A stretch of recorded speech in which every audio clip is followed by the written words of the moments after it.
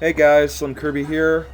Only one more part of this chapter left, and then we'll be ready to start the next chapter.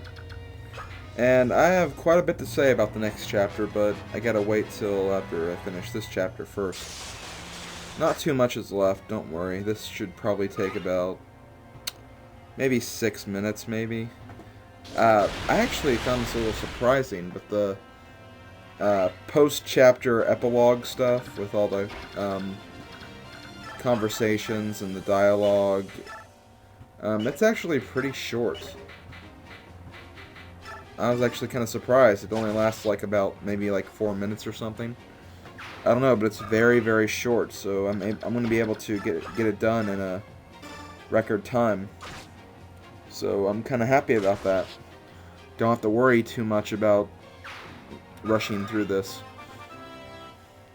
Ooh, Nephany leveled up to level 14. Wow, that was a pretty good level up. Speed and resistance would have been nice, though. Although she's pretty fast as she is. So here's where I make that mistake I was talking about in the last video. I went ahead and sent Soren up to attack the boss. It was a good idea, but I forgot that he had the spear, so I kind of screwed myself by doing this. Now, Bertram has a rune sword. It's a magical weapon, obviously. So it does magic damage rather than strength damage.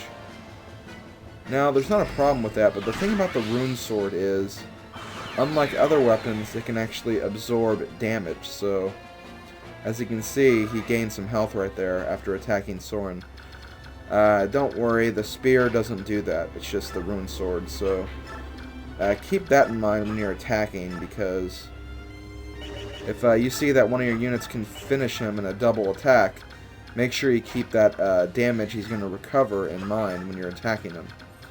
Because forgetting about that, that could cost you an extra turn or so. I'm going to go ahead and end the turn.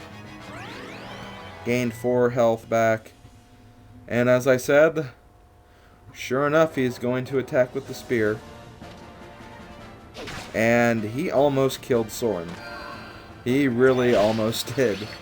I was so scared when I saw that damage reach 3. If he double attacked, I would have had to start the whole chapter over. But thankfully, Soren is speedy. That was so close. You guys don't even know how close that was. Well, actually you do, since you did see it, but still, I was hanging on to my pants when that happened. But we restored all of his health back, so that's pretty good. And as you can see, he also got some reinforcements. Right here, I could have just finished up Bertram, but I thought he had the rune sword equipped. I just wasn't paying attention. Let's see, I'm going to move Jill up a little bit. Don't think I'll need her, though. Let's see. Trying to figure out how to go with this chapter. I need to do some vacuuming, so hopefully I get done with this chapter before the end. If not, I'll just stop the recording and then finish up later. This shouldn't take very long, though. I just got a few things to do. Let's see, I got 3 paladins to deal with. I used Rayson to give some of my units a little extra boost. Get Boyd up here, and get Jill. That's going to help me a little bit. Once again, I'm sorry if you hear noises in the background. It's those kids again. They're not playing near my car this time, which I'm happy about, but they're playing in our yard, which doesn't make any sense. It's not their yard, it's our yard. But whatever. So I'll go ahead and... I was a little unsure about attacking with Ike right there, but I changed my mind. I think Bertram will still be there for the next turn, so I'll probably be okay. And here I thought about attacking Bertram with Jill, but if I tried that, then I don't think Jill could have gotten away. And then she would have had to kill Bertram, which I want to save that for Ike. First of all, because there's a conversation between the two. Not a very important conversation by any means, but still a conversation. And also just to give him a little more experience, giving him a head start on getting to level 20. He is almost there. I think he's at level 18 right now. No, 17. But he will get to level 18 with the death of Bertram, or the removal of Bertram from this battle. And I'll go ahead and end the turn. I don't know if any other reinforcements appear. Chances are they probably do, but I just went ahead and just decided to finish up the chapter.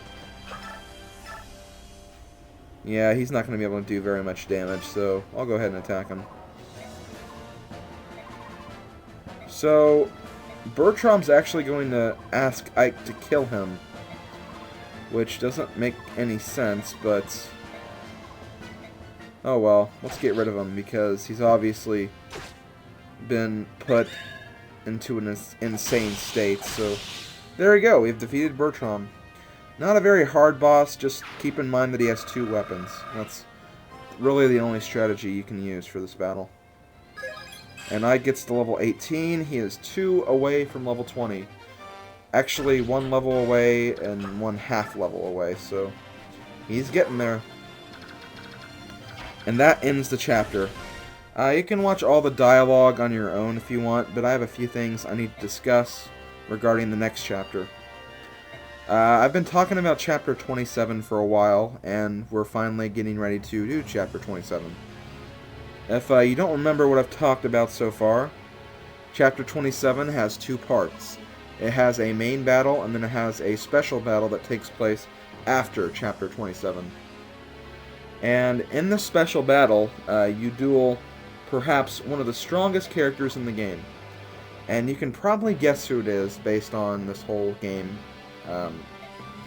You can probably guess who it is. I'm just going to say that. Give you all the hints in just that one statement.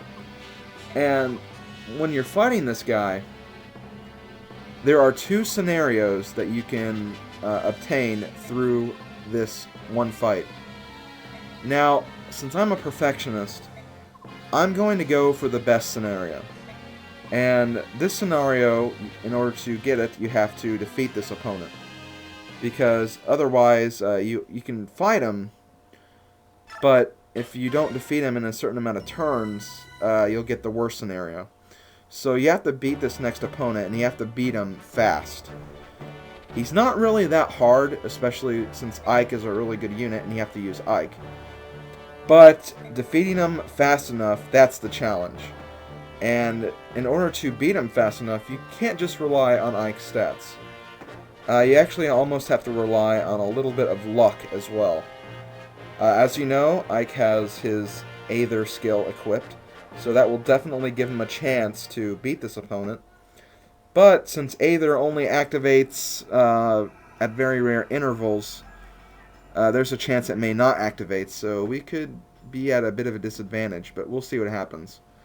Anyways, to my main point, I don't know if this chapter is going to be up on Friday or not.